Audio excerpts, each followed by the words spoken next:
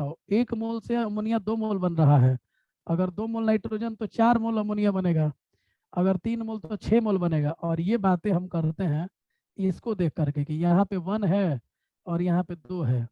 माने 1 mole nitrogen 3 मोल hydrogen से मिल के 2 मोल अमोनिया देता है। ये लैंग्वेज है पढ़ने का। इस रिएक्शन को पढ़िएगा कि 1 मोल नाइट्रोजन गैस 3 मोल हाइड्रोजन गैस से रिएक्शन करके 2 मोल अमोनिया गैस बनाता है। ठीक है। 1 litre nitrogen gas 3 litre hydrogen gas से रिएक्शन करके 2 लीटर अमोनिया गैस बनाता है। 2 लीटर अमोनिया गैस 2 मोल अमोनिया गैस। समझ गए? ये पढ़ने का तरीका है। और 2 मिलीलीटर नाइट्रोजन अमोनिया गैस। तो ये बातें आप करेंगे। 1 मिलीलीटर क्या लिया गया भाई? तो नाइट्रोजन गैस। 3 मिलीलीटर क्या लिया गया है? तो हाइड्रोजन गैस। 3 लीटर क्या लिया गया है? Hydrogen gas. 3 मोल क्या लिया गया है? Hydrogen gas. तो ये देख करके आप पढ़ सकते हो और बोल सकते हो। तो इन्होंने बस इतना ही बोला था कि जब भी रिएक्टेंट कंबाइन करेंगे, गैसियस रिएक्टेंट कंबाइन करेंगे सिंपल होल नंबर रेशियो में, वो प्रोडक्ट फॉर्म करेंगे। और प्रोडक्ट और रिएक्टेंट सारे के सारे जो भी होंगे वो सिंपल होल नंबर रेशियो में रहेंगे। ठीक है। ये लॉ था गेलुसैक का। किसी बच्चे को कोई दिक्कत है तो बताइए, नहीं तो हम लोग अगले लॉ में चलेंगे।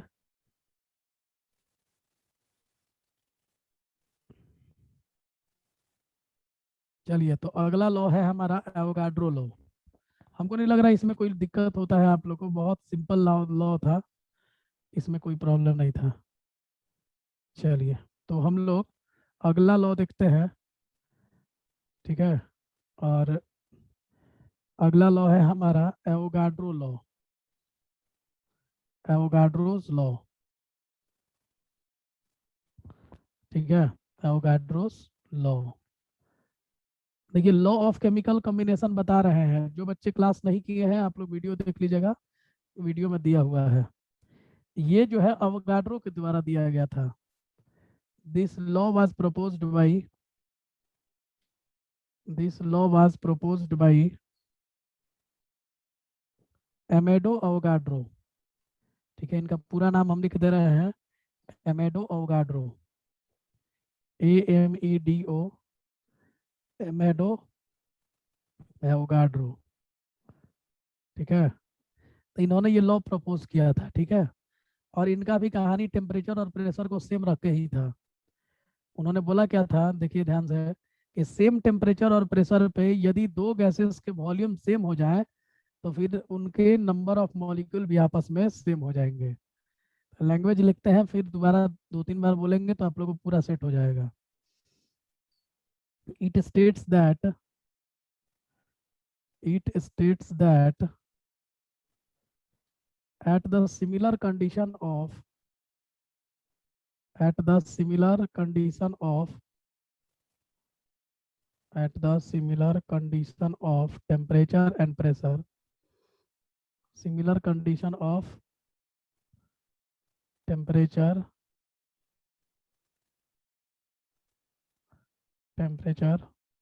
and pressure,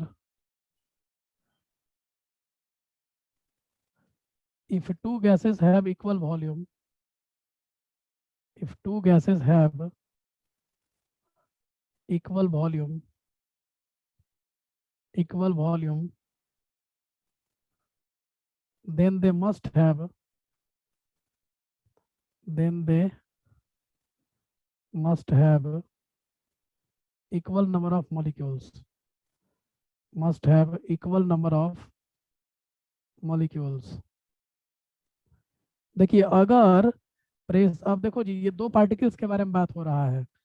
एक, अच्छा, गैसियस पार्टिकल है, ये ध्यान रखिएगा। गैसियस पार्टिकल लिया जा रहा है और गैसियस पार्टिकल नंबर 1 है और एक है आपका गैसियस पार्टिकल नंबर 2। तो बाबू बात ध्यान से सुनिएगा आप लोग। दो गैसियस पार्टिकल लेकर के बोला जा रहा है कि प्रेशर मान लो कि इसका P1 है तो इसका भी P1 है। अगर टेम्परेचर इसका T1 है तो इसका भी T1 है, क्योंकि similar condition of temperature and pressure बोला गया है। मतलब दोनों का प्रेशर और टेम्परेचर सेम रखना है। तो मान लो कि इसका प्रेशर जो है वो P1 है तो इसका भी प्रेशर P1 है। इसका टेम्परेचर मान लिए, ठीक है, इसका टेम्परेचर T1 है तो इसका भी टेम्परेचर T1 है। अब ये बोल रहा है कि प्रेशर टेम्परेचर तो सेम था ही, यदि दो गैसेस के वॉल्यूम भी सेम रहे, मतलब अगर इनका वॉल्यूम मान लो V1 है तो इसका भी वॉल्यूम V1 हो जाए, तो ये बोल रहा है कि नंबर ऑफ मॉलिक्यूल्स भी आपस में सेम हो जाएंगे। अब नंबर ऑफ मॉलिक्यूल को मैं मान लो कि N1 से डिनोट करता हूं तो इसका भी N1 ही होगा।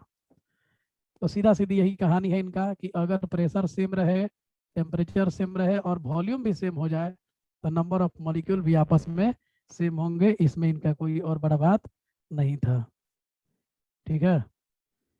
तो देखिए अब एक एक इलस्ट्रेशन आपके सामने लिखते हैं तो आप लोग को ज़्यादा समझ में आएगा।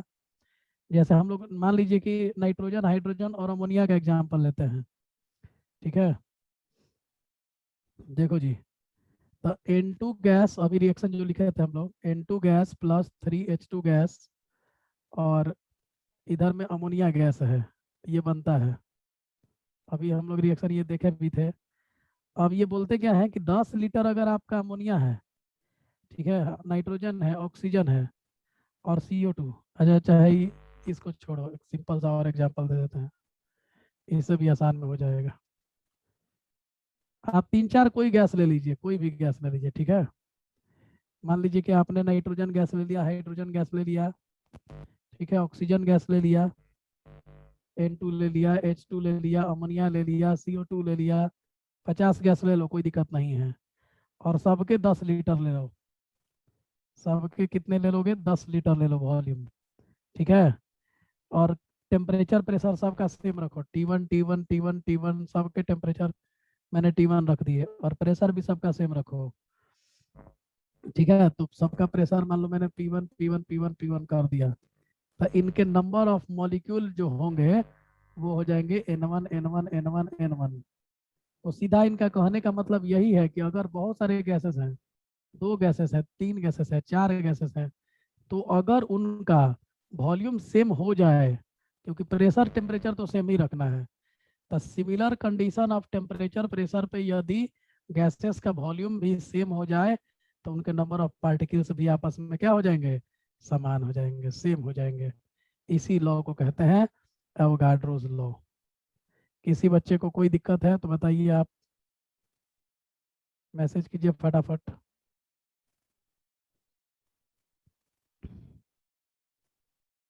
किसी को दिक्कत है तो बताओ। देखो ये वॉल्यूम को डिनोट कर रहा है, ये टेम्परेचर को डिनोट कर रहा है, ये प्रेशर को डिनोट कर जा रहा है और ये नंबर ऑफ पार्टिकल को डिनोट कर रहा है। एन जो है वो नंबर ऑफ पार्टिकल को या नंबर ऑफ मॉलिक्यूल को डिनोट कर रहा है। बताओ जी, मैसेज करो कोई दिक्कत है तो। नंबर ऑफ मॉलिक्यूल इक्वल करके दिखाइए। नंबर ऑफ मॉलिक्यूल इक्वल हो ही गया। अब देखो इसका प्रूफ, अगर जो बच्चा बोल रहा है कि इसको इक्वल करके दिखाइए, तो देखो जी इसके प्रूफ के लिए अगर जाना चाहते हो तो तुम्हें जाना पड़ेगा, एक इक्वेशन होता है, सब लोग पहले स्क्रीनशॉट ले लीजिए इसका। और इस चीज को अगर हम प्रूफ करना चाहें तो एक इक्वेशन से प्रूफ कर सकते हैं। मैथमेटिकल इक्वेशन है, देखिए, जिसको हम लोग PV बराबर NRT कहते हैं, समझिएगा। PV बराबर NRT, इसको बोला जाता है आइडियल गैस इक्वेशन। आप लोग थोड़ा बहुत नाम भी सुने होंगे, जो थोड़ा एक्स्ट्रा पढ़ते होंगे, जो केवल बोर्ड के लिए पढ़ते होंगे वो नहीं सुने होंगे। तो आइडियल गैस इक्वेशन ये एक इक्वेशन हो गया जो हर गैस पे वैलिड होता है। जो भी आइडियल गैस होगा उस पे ये लॉ वैलिड होगा। तो बाबू इस नियम के हिसाब से चलोगे अगर आप, तो देखो जी यहाँ पे P डिनोट कर रहा है प्रेशर को, ठीक है, V डिनोट कर रहा है वॉल्यूम को, और यहाँ पे N डिनोट कर रहा है नंबर ऑफ मॉलिक्यूल को। एक्चुअली में ये नंबर ऑफ मोल को कर रहा है, लेकिन नंबर ऑफ मोल और नंबर ऑफ मॉलिक्यूल को एक दूसरे से बदला जा सकता है और सेम ही होगा एकदम। और R जो होता है इसको कहते हैं universal gas constant, universal gas constant, ठीक है। इसका वैल्यू जो होता है वो होता है 0.0821 ATM लीटर पर मोल केल्विन। अब देखिए ये यूनिट है इसका, ये R का वैल्यू चेंज कभी नहीं होता है जिंदगी में, ये फिक्स रहता है। और ये T जो है वो तुम्हारा टेम्परेचर है। तो टी टेम्परेचर है, पी जो है वो प्रेशर है, भी जो है वॉल्यूम है, एन जो है नंबर ऑफ मोल है या नंबर ऑफ मॉलिक्यूल है, आर कांस्टेंट है, ये कभी बदलता ही नहीं है, और टी टेम्परेचर है, और ये टेम्परेचर हम लोग केल्विन में लेते हैं। ठीक है, तो इतनी सारी बातें आप समझ गए। अब आप देखो लोग, इस इक्वेशन के हिसाब से चलोगे तो बताओ, दो गैस, एक G1 है और एक G2 है, मान लो गैस दो को ले लेते हैं। अब दोनों का अगर प्रेशर सेम है, P1 P1 लिया गया है, अगर इनका टेम्परेचर T1 T1 टेम्परेचर भी सेम है, तो ये बोल रहा है कि अगर वॉल्यूम भी सेम हो गया तो तुम्हारा नंबर ऑफ मोल्स भी या नंबर ऑफ मॉलिक्यूल्स भी आपस में सेम हो जाएगा। लेकिन ये बराबर होने का कंडीशन ये है कि तीनों ऊपर वाले आपस में इक्वल होने चाहिए। ठीक है, अब जैसे देखो, मान लो ये इक्वेशन हम दोनों गैस पे लगाते हैं। For G1 apply ideal gas equation, apply ideal gas equation, देखिए मैं प्रूफ कर दे रहा हूँ गैस इक्वेशन। तो कैसे प्रूफ करूंगा जरा समझिएगा। देखिए, तो प्रेशर की जगह क्या ले लेंगे, P1 ले लेंगे, वॉल्यूम की जगह क्या ले लेंगे, V1 ले लेंगे, देखो P1 V1, और नंबर ऑफ मोल की जगह क्या ले लेंगे, N1, और यहाँ पे R, और इसका मान लो कि टेम्परेचर क्या ले लेंगे, T1। अब R को R1 नहीं कह रहे हैं, क्योंकि R दोनों गैस के लिए सेम रहेगा, इसके लिए भी R रहेगा और इसके लिए भी R रहेगा, R कभी चेंज नहीं करता है, दुनिया में जितनी गैस होगी सबके लिए R का वैल्यू सेम रहेगा। तो पहला एक इक्वेशन मेरा बना। अब दूसरे गैस के लिए चलते हैं, फॉर G2 और अप्लाई आइडियल गैस इक्वेशन, इसके लिए भी आइडियल गैस इक्वेशन अप्लाई करते हैं। तो देखो जी, दूसरे गैस में भी देखो आप लोग कि प्रेशर क्या है, तो प्रेशर आपका P1 है, और वॉल्यूम क्या है भाई, तो वॉल्यूम भी आपका V1 है। अच्छा, इसको N1 को हम N2 कर लेते हैं। तो नंबर ऑफ, क्योंकि इसी को प्रूफ करना है कि ये बराबर है कि नहीं, ये हमको प्रूफ करना है। तो मान लीजिए N2 है और R है और टेम्परेचर लेकिन इसका T1 है। तो देखो दूसरे इक्वेशन में जा रहे हैं, तो P1 V1 बराबर N2 RT T1 का है भाई। तो देखो प्रेशर गैस 2 के लिए भी P1 है, वॉल्यूम जो है वो V1 है, टेम्परेचर जो है वो T1 है, और R तो फुलवे के हिसाब के लिए सेम होता है, और हमको प्रूफ करना है कि N1 और N2 आपस में बराबर है। तो इसके लिए मैंने N2 मान लिया। अगर अब N1 और N2 आपस में इक्वल हो गए तो हमारा बात जो हम कह रहे हैं वो सही हो जाएगा। अब देखो जी, आप LHS की तरफ देखिए, तो इसका P1 V1 है LHS में, और इसका भी P1 V1 है, तो दोनों का LHS तो आपस में सेम हो गया। ठीक है, तो यहाँ पे लिख सकते हो कि on comparing equation 1 and 2, comparing equation 1 and 2, compare कर रहे हैं तो LHS सेम है तो RHS भी सेम होना चाहिए। यानी N1 into are into T1 बराबर N2 into are into T1। देखो, N2 into are into T1। अब आप बताइए आप लोग आराम से एकदम, क्या R से R कैंसिल हो जाएगा और T1 से T1 कैंसिल हो जाएगा? तो क्या बच गया बाबू, N1 बराबर N2। यानी जो मैंने N2 लिया था वो N1 ही है, क्योंकि दोनों आपस में इक्वल हो गए, मतलब N1 जो है वही N2 है, यानी नंबर ऑफ पार्टिकल सेम हो गए। तो इस इक्वेशन से अप्लाई करने से आप ये प्रूफ कर पाए कि अगर प्रेशर सेम रहा, टेम्परेचर सेम रहा, तो अगर वॉल्यूम भी सेम हो जाए तो नंबर ऑफ पार्टिकल्स भी आपस में क्या हो जाएंगे, सेम हो जाएंगे। It is proved proportion. और इसके बाद बताया आप लोग को लॉ ऑफ मल्टीपल प्रोपोर्शन, इसके बाद बताया लॉ ऑफ इक्विवेलेंट प्रोपोर्शन, और उसके बाद आज बताया आप लोग को गै-लुसाक्स लॉ, और ये बताया आपको एवोगाड्रो लॉ। एवोगाड्रो लॉ ने बोला कि यदि सिमिलर कंडीशन है प्रेशर और टेम्परेचर का दो गैस के लिए, तो उनका अगर वॉल्यूम भी सेम हो जाए तो उनके नंबर ऑफ मॉलिक्यूल्स भी आपस में सेम हो जाएंगे। That is called Avogadro's law. चलिए बाबू, तो आगे बढ़ते हैं हम लोग और एक नया टॉपिक देखते हैं। देखो जी, नया टॉपिक है हमारा, एक छोटा सा टॉपिक बता रहे हैं। अब बता रहे हैं तो लोग को एक इम्पोर्टेंट सूचना बता रहे हैं, कल से मूल कॉन्सेप्ट शुरू करेंगे, जो बिल्कुल ही नया चैप्टर की तरह होगा, और पीछे से कोई लिंक नहीं होगा। तो जो भी नए बच्चे भी जुड़ रहे हैं, आप लोग के लिए भी कोई प्रॉब्लम नहीं है, आराम से आप लोग को भी समझ में आएगा।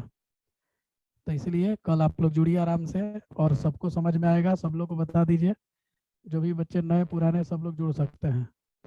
और कल क्लास रहेगा आप लोग का 10 बजे से, ठीक है। एटॉमिसिटी और मॉलिकुलरिटी, एटॉमिसिटी और मॉलिकुलरिटी। अब देखो जी, ये टॉपिक छोटा सा है और समझ में सबको आ जाएगा। Number of atoms, number of atoms present inside the present inside the molecule is called atomicity, is called atomicity। तो नंबर ऑफ एटम जो कि एक मॉलिक्यूल में प्रेजेंट रहते हैं उसको हम एटॉमिसिटी कहते हैं, और उसी को हम लोग मोलिकुलरिटी भी कहते हैं। तो आपसे पूछा जाए कि मोलिकुलरिटी या एटॉमिसिटी से आप क्या समझते हो, तो नंबर ऑफ एटम जो एक मॉलिक्यूल में प्रेजेंट है, जैसे देखो H2 है तो इसमें नंबर ऑफ एटम कितने हैं, 2 है, तो इसकी एटॉमिसिटी जो हो गई वो 2 हो गई, एटॉमिसिटी इज इक्वल टू 2 हो गई। O3 में बताओ नंबर ऑफ एटम जो है वो 3 है, तो एटॉमिसिटी जो हो गया इसका 3 हो गया। P4 में बताओ तो नंबर ऑफ एटम जो हो गए वो 4 हो गए, और एटॉमिसिटी भी इसकी कितनी हो गई, 4 हो गई। इसी तरह से S6 है, S6 में सल्फर के 6 एटम से बना हुआ मॉलिक्यूल है, तो इसमें एटॉमिसिटी, हाँ कल मोल कॉन्सेप्ट शुरू होगा बाबू और सबको समझ में आएगा। 10 बजे प्रॉब्लम हो जा रहा है, देखते हैं। अगर देखिए दोनों ऑप्शन में रखेंगे हम लोग टाइम, अगर 10 बजे दिक्कत हो जाएगा तो फिर शाम में करेंगे, क्योंकि और कोई ऑप्शन बच नहीं रहा है फिर। एसिड नंबर ऑफ एटम, अगर देखो यहाँ पे 8 है तो एटॉमिसिटी 8 होगा। देखो जी ये तो बातें हो गई सिंपल सिंपल से एलिमेंट, सिंपल से कंपाउंड में आप एटॉमिसिटी डायरेक्ट निकाल ले रहे हो। अगर आपसे जैसे अब H2O पूछा जाए तो अब डायरेक्ट हम लोग करेंगे, बहुत देर तक ये सब लिख लिख के इतना किए। अब देखिए जी H2O कह रहा है तो H2 मतलब 2 हाइड्रोजन और 1 ऑक्सीजन, तो कुल मिला के 3 हो गए।